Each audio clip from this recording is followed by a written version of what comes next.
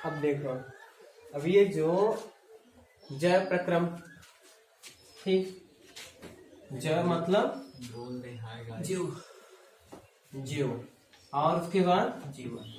यहाँ प्रक्रम मतलब क्रिया। यहाँ की जीवों में, किसमें, जीवों में, यानी कुल मिलाकर जीवों में होने वाली क्रिया। जीवों में होने वाली क्रिया को क्या कहा गया? जय प्रक्रम। अब ये जो जीव हम किसे कहते हैं, पहली बात तो ये समझना जरूरी है। जीव का मतलब, अब जीव हम उतने कहेंगे, जीव किसे कहते हैं? जिनमें श्वसन, परिसंचरण, वृद्धि, उत्सर्जन, ये सब क्रियाएं होती हो, उन्हें क्या कहा जाता है? जीव। और जीव में जो ये भी क्रियाएं चल रही है, ठीक, जीव में जो क्रियाएं चल रही हैं, लेकिन उनके अंदर पोषण लेने की जो विधियां है, दो तरह से उनके अंदर विधियां हैं पोषण लेने की क्रिया। कितने तरीके की? दो तरीके के। तो पहला क्या है? उपचयी क्रिया, और दूसरा क्या है? अपचयी क्रिया। ठीक, इसको कहा जाता है एनाबॉलिक रिएक्शन। ठीक, एनाबॉलिक रिएक्शन, और इसे कहा जाता है केटा लिखा है, केटाबॉलिक रिएक्शन।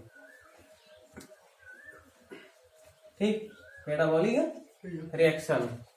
अब ये क्या है, यहाँ इसको समझना जरूरी कि उपचयी क्रिया क्या है। ठीक, उपचयी क्रिया वह क्रिया जब सरल कार्बनिक पदार्थ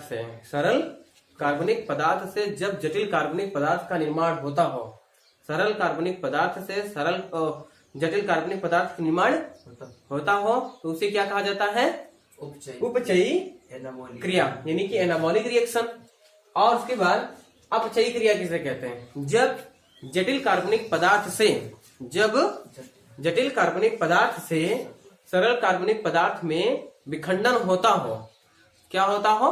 विखंडन होता हो, तो उसे क्या कहा जाता है? अपचयी क्रिया, यानी कि कैटाबॉलिक रिएक्शन। अब एक चीज और समझना होगा कि जो ये उपचयी क्रिया है, कौन सा क्रिया? उपचयी क्रिया में इसमें बन रहा है। उपचयी क्रिया में क्या हो रहा है? बन रहा है, मतलब कि सरल पदार्थ से, कौन से पदार्थ से? सरल पदार्थ से जटिल बन रहा है। क्या बन रहा है? जटिल पदार्थ बन रहा है, यानी कि बनना दो तरीके का होता है। ठीक, इसमें संश्लेषण भी लिख सकते हो। क्या लिख सकते हो? संश्लेषण। ठीक, संश्लेषण का मतलब समझते रहिए। संश्लेषण का मतलब होता है बनना। संश्लेषण जो शब्द आती है, क्या होती है? बनना, यानी सिंथेसिस शब्द। कौन सी? सिंथेसिस। कहा जाता है ना कि सिंथेसिस हो रहा है, यानी कि प्रकाश संश्लेषण की क्रिया हो रही है। तो इसमें प्रकाश संश्लेषण क्रिया में क्या बनता है? ग्लूकोज बनता है, पानी बनता है और ऑक्सीजन। ग्लूकोज, पानी और ऑक्सीजन बनती है। अब इसके बाद क्या है कि अपचयी क्रिया में क्या हो रहा है कि इसके फलस्वरूप, यानी कि उपचयी क्रिया के फलस्वरूप जितने भी मटेरियल बने रहते हैं, उपचयी क्रिया के फलस्वरूप जितने भी मटेरियल बने रहते हैं, तो जो बन गए हैं, और उसके बाद इसका फिर उसका विखंडन होगा। उसका क्या होगा? विखंडन। विखंडन का मतलब टूटना। विखंडन का मतलब टूटना। अब यहाँ से क्या है? जटिल, ठीक, जटिल कार्बनिक पदार्थ। कौन से? जटिल कार्बनिक पदार्थ से सरल कार्बनिक पदार्थ। ठीक, सरल कार्बनिक पदार्थ। ठीक, अब ये जो जटिल कार्बनिक पदार्थ से सरल कार्बनिक पदार्थ में ये टूट रहा है, क्या हो रहा है? विखंडन हो रहा है। इसका क्या हो रहा है? विखंडन। विखंडन का मतलब क्या होता है? टूटना। अब तो जाहिर सी बात है, टूटना तो समझते जाते हो कि नहीं? समझते, वो भी है। तो यहाँ पे टूटना हो गया। ठीक, तो ये उपचयी क्रिया है और ये अपचयी क्रिया। तो इन दो तरीकों की विधियां। अब एक बात और याद रखिएगा, जो उपचयी क्रिया होती है ये किसमें होती है? पादपों में। ठीक, यानी प्लांट में। और ये अपचयी जंतु में, यानी कि एनिमल। लेकिन एक खास बात और याद रखिएगा कि जो उपचयी क्रिया है, ठीक, ये उपचयी क्रिया यूग्लिना में भी होता है। किनमें होती है? यूग्लिना और मोनोसिस्टिस में। यूग्लिना और मोनोसिस्टिस। और उसके जो अपचयी क्रिया, ये अपचयी क्रिया सिर्फ ओनली वन जंतुओं में ही नहीं होता, पादपों में भी होता है। और वो कौन से पादप हैं जिनमें होती है ये? जो परपोषी क्रिया करते हैं, जो पादप परपोषी क्रिया करते हैं, उनके अंदर भी कौन सी अपचयी क्रिया होती है। तो अपचयी क्रिया यानी कि कौन से ऐसे पादप हैं? अमरबेल हो गया, और कीटभक्षी पौधा हो गया, और बताओ। मेन तो बता ही नहीं रहे हो, मेन क्या है? मेन भैया अमरबेल है तो मेन ही ना, अमरबेल। देखो सबसे मेन इसमें आ जाता है कवक। कवक काहे को भूल जा रहे हो? फंजी। हाँ ठीक, यानी कि जो फंजी होते हैं, फंजी में क्लोरोप्लास्ट होता है क्या? नहीं होता। जब उसके अंदर क्लोरोप्लास्ट है ही नहीं है तो कहां से करेगा प्रकाश संश्लेषण की क्रिया? और इसीलिए देखिए जो कवक होते हैं कितने प्रकार के, किस तरीके के होते हैं? वो परपोषी होते हैं। क्या होते हैं? परपोषी, मृतोपजीवी और सहजीवी। वो अपना जीवन 3 तरीके के सहजीविताएं में यानी व्यतीत करते हैं। कितने तरीके से? 3 तरीके से जीवन व्यतीत करते हैं। परजीवी, ठीक, उसके बाद मृतोपजीवी, और उसके बाद सहजीवी। अब तुम बताओ शुभम मुझे, परजीवी का मतलब क्या हुआ? जो दूसरे के ऊपर, जो अपना भोजन दूसरे से ग्रहण करते हैं, जो अपना भोजन दूसरे पे ग्रहण करता हो या पूरी तरीके से दूसरे को ही ऊपर निर्भर रहे। वो दूसरे के ऊपर ही क्या रहे? पूरी तरीके से निर्भर रहे। और मृतोपजीवी का मतलब क्या होता है? मृतोपजीवी मतलब मरे हुए चीज को भक्षण करना। मरे हुए चीज को भक्षण करना मतलब जो मर जाते हैं उसे मतलब खाते हैं। सीधा सीधा है कि जो जीव यानी कि मरे हुए शरीर पे उगे, जो जीव मरे हुए शरीर पे उगे उसे मृतोपजीवी जीव कहा गया। उसे क्या कहा गया? मृतोपजीवी। और उसके बाद सहजीवी, मतलब जो साथ में रहकर भोजन करते हैं, जो दोनों एक दूसरे के साथ में रह करके अपना जीवन यापन करे, उसे क्या कहा गया? सहजीवी। अब इसमें क्या है कि परजीवी में जैसे आ जाता है जंतु ना, और कवक, ये हो गया। और मृतोपजीवी में कवक, ठीक। और उसके बाद सहजीवी में लाइकेन। लाइकेन जानते हो? लाइकेन किसे कहते हैं? लाइकेन जो होते हैं वो शैवाल, ठीक, किसके? शैवाल प्लस कवक, ये दोनों जब आपस में मिलते हैं तो लाइकेन बनता है। ये यूग्लिना भी क्या है? यूग्लिना भी सजीव होगा। तो यूग्लिना तो है, यूग्लिना लेकिन इसमें नहीं होगा। यूग्लिना एक एल्गी नहीं है। यूग्लिना ना तो कवक है। यूग्लिना उसको मतलब कहाँ रखेंगे? उसमें रखेंगे नहीं, उसको तो उसका जो है अलग फाइलम ही है ना। नहीं, इस चेन सीढ़ी में सोच सकते हैं यूग्लिना को इसमें रखेंगे आप तो इसमें से? हाँ, इसमें से उसको आप रख सकते हो, परजीवी में आएगा। परजीवी भैया तो फोटोसिंथेसिस। हाँ, और अपना स्वपोषी भी होगा। परजीवी क्योंकि मतलब उसमें अंदर जब वो फोटोसिंथेसिस की क्रिया नहीं करता है, जब वो फोटोसिंथेसिस की क्रिया नहीं करता तब वो दूसरे एनिमल्स को मार के खा जाता है, दूसरे भी छोटे छोटे पार्टिकल्स को। तो स्वयं को अपना भोजन बना ले रहा है ना फोटोसिंथेसिस करके। हाँ। तो दोनों क्रिया हो रही है उसमें। हाँ दोनों बिल्कुल। तो उसमें हम देखिए जब वो न्यूट्रिशन मतलब फोटोसिंथेसिस क्रिया नहीं करता तब वो परजीवी वाला विहार अपनाता है। लेकिन जब उसके अंदर प्रकाश संश्लेषण की क्रिया होती है, कौन सी? प्रकाश संश्लेषण की क्रिया जब उसमें होती है तब वो कौन सी क्रिया अपनाता है? स्वपोषण वाला, स्वपोषण की क्रिया, ठीक। कौन सी क्रिया होती है? स्वपोषण की क्रिया होती है। अब यहाँ क्या हो गया? इनके अंदर ये दोनों कैरेक्टर समाहित हैं। तब ये लेकिन अब ये जो स्वपोषण वाला क्रिया है वो कब करेगा? जब उसके अंदर प्रकाश संश्लेषण की क्रिया होगी तब। उसके पहले तो वो कतई कर ही नहीं सकता। अब यहाँ तक क्या है कि कभी कभी ये हालातें बन जाती हैं पानी के अंदर कि वहां पे सूर्य के प्रकाश नहीं पहुंच पाती जल्दी। जब वो सूर्य के प्रकाश पहुंच नहीं पाई तो यूग्लिना फोटोसिंथेसिस क्रिया नहीं कर पा रहा है, तो भी उसके अपना जीवन यापन करना है। क्या करनी है? जीवन यापन करनी। जीवन यापन करने के लिए उसको परपोषी बनना पड़ेगा। क्या बनना पड़ेगा, परपोसी।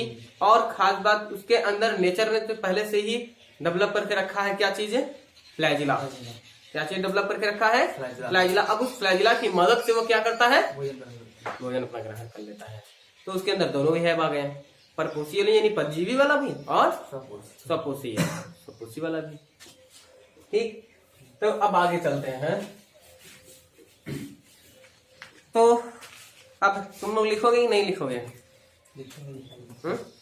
लिखो। उपचयी क्रिया,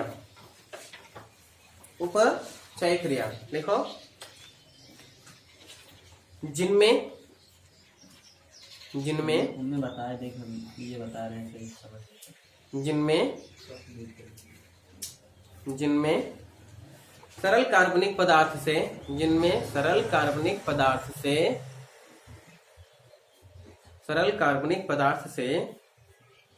जटिल कार्बनिक पदार्थ का संश्लेषण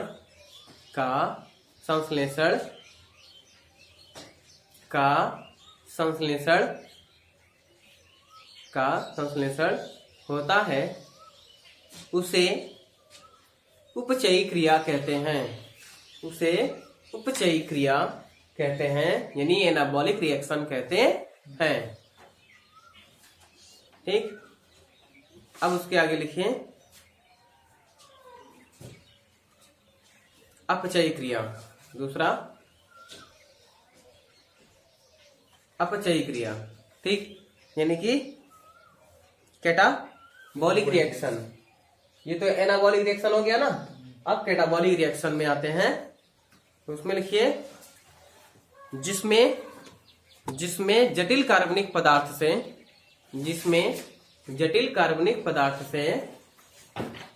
सरल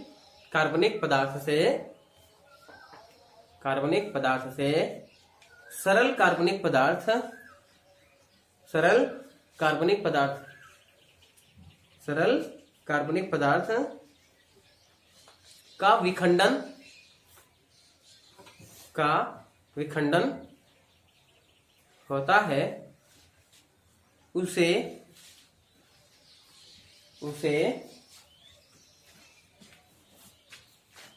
अपचयी क्रिया कहते हैं। अपचयी क्रिया कहते हैं। उपचयी क्रिया वाले में एग्जाम्पल के थ्रू लिख लो। उपचयी क्रिया वाले में एग्जाम्पल के थ्रू, जो उपचयी क्रिया है यानी कि एनाबॉलिक रिएक्शन है, उसमें एग्जाम्पल के थ्रू प्रकाश संश्लेषण। ठीक, प्रकाश संश्लेषण लिख लेना है। और उसके बाद जो अपचयी क्रिया है, अपचयी क्रिया वाले में लिख लो, जैसे में एग्जाम्पल के तहत में श्वसन,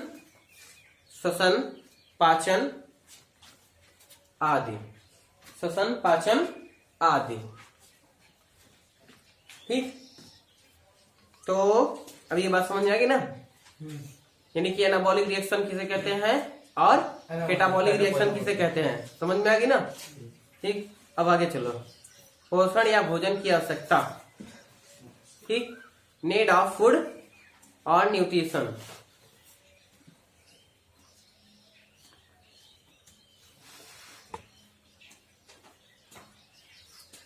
अब देखो एक खास बात ध्यान रखिएगा, जो जीवधारी हैं, कौन से जीवधारी होते हैं, उनके अंदर भोजन की आवश्यकता तो अत्यंत होती है। उनके अंदर किसकी जरूरत अत्यंत होती है, भोजन की। कैसा भी जीव हो, चाहे स्वपोषी हो चाहे परपोषी हो, इससे उसको नहीं लेना देना कि स्वपोषी है कि परपोषी है। उसको सिर्फ न्यूट्रिशन से मतलब है कि हमें जब तक न्यूट्रिशन मिलेगा नहीं तब तक उसके अंदर कौन कौन सी क्रिया नहीं चलेगी, श्वसन और पाचन वाली क्रिया चलेगा ही नहीं। कौन कौन सी क्रिया नहीं चलेगा, श्वसन और पाचन की क्रिया। पाचन क्रिया के फलस्वरूप जो पाचन की क्रिया, इसकी दूसरी भाषा में उपापचयी क्रिया भी कहा जा सकता है। वो भी पोषण ही है। हाँ, देखिए जो श्वसन क्रिया चलती है हम लोगों के अंदर, वो भोजन का विघटन करने के लिए चलती है। भोजन का विघटन करने के लिए, विखंडन करने के लिए ही चलती है। अगर श्वसन क्रिया चलेगा नहीं तो जो भोजन जटिल फॉर्म में है, यानी जिस जटिल अवस्था में है, वो सरल अवस्था में कतई टूटेगा ही नहीं। अब उसको सरल अवस्था में टूटने के लिए ही, किस अवस्था में, सरल अवस्था में टूटने के लिए ही उसके अंदर कौन सी क्रिया चलती है, श्वसन क्रिया चलती है। और श्वसन क्रिया किसमें होती है, कोशिका में होती है। किसमें होती है, कोशिका। और कोशिका के किस भाग में, माइटोकांड्रिया के अंदर श्वसन चलती है। किसके अंदर चलती है, माइटोकांड्रिया के अंदर श्वसन। अब जैसे क्या है कि गाड़ी भाई चल रही है ना, मोटरसाइकिल है, मोटरसाइकिल अगर चल रही है तो मोटरसाइकिल में यदि उसमें जो ईंधन होती है भट्टी में जाकर के, जहां पे रिंग पिस्टन लगी होती है, उसमें अगर ऑक्सीजन और इधर पेट्रोल या डीजल और उसके बाद क्या चीजें नहीं, एक इलेक्ट्रिक शॉर्ट, ये चीजें जब तीन चीजें वहां नहीं उपस्थित होंगी तो वो नहीं चलेगा ही नहीं। तो जो उसकी यानी कि जो इंजन है, इंजन में कौन सी क्रिया चल रही है, कुल मिला के गाड़ी के हिसाब से कह लिया जाए उसका श्वसन क्रिया चल रहा है। कौन सी क्रिया चल रही है, श्वसन क्रिया चल रही है। किसकी श्वसन क्रिया चल रही है, गाड़ी की श्वसन क्रिया चल। तो उसके फलस्वरूप उसमें क्या बनती है, धुआं। और धुआं क्या है उसकी, धुआं उसकी पावर है, धुआं ही उसकी एनर्जी है, धुआं ही उसकी ऊर्जा है। धुआं पावर, बिल्कुल। वो अगर चलती है तो धुआं से चलती है। और याद रखना, गाड़ी जब भी चलेगी बिन धुआं वो चल ही नहीं सकती, क्योंकि पेट्रोल वहां जाती है, जलती है तो क्या बनता है, धुआं। जब धुआं बनता है, धुआं में बहुत ताकत होती है और रिंग पिस्टन को क्या करती है, दबा देती है। रिंग पिस्टन को क्या करती है, दबा देती है। और जब रिंग पिस्टन दब जाती है तो उसमें रोटेशन के लिए लगा रहता है। अच्छा भैया धुआं तो उससे भी निकाल सकता है, मिट्टी की तरफ से। बिल्कुल, उससे क्यों नहीं चलती नहीं है, चलती नहीं इंजन, चलते हैं लेकिन उससे अच्छा नहीं चल पाते। हाँ, ये कहो कि क्वालिटी के ऊपर डिपेंड होती है। भैया डीजल में धुआं नहीं निकला, धुआं कैसे कहते हो कि हर एक प्रकार की जितनी भी ईंधन है सब में धुआं बनती है। गाड़ी में धुआं नहीं, सब गाड़ी में धुआं निकलती है। जो नई गाड़ी तो ठीक, धुआं नहीं निकला, धुआं सब में निकलती नहीं। तो आप देखिए वहां पे सोलर सिस्टम उसमें धुआं निकलेगी। कौन सी, सोलर सिस्टम गाड़ी नहीं, सोलर सिस्टम में ऐसा नहीं, क्योंकि उसमें जो सोलर सिस्टम होती है, सोलर सिस्टम में यानी कि जो फोटोन कण आती है, फोटोन कण को वो इलेक्ट्रिक में बदल देता है, यानी कि इलेक्ट्रिक एनर्जी में बदल देती है, ठीक, विद्युत ऊर्जा में बदल देती है, जिसकी वजह से ऐसा उसमें नहीं हो पाता। भैया धुआं तो अपशिष्ट पदार्थ है ना।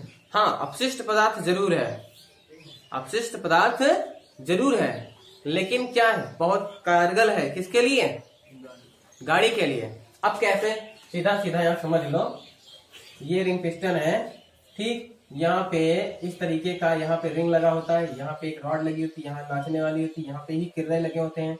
फिर यहाँ से क्या होती है, वायु की नली यहाँ से शॉर्ट की उत्पन्न, और यहाँ से लगी होती है किसकी, टोटी लगी होती है जो तेल टपकने की ना।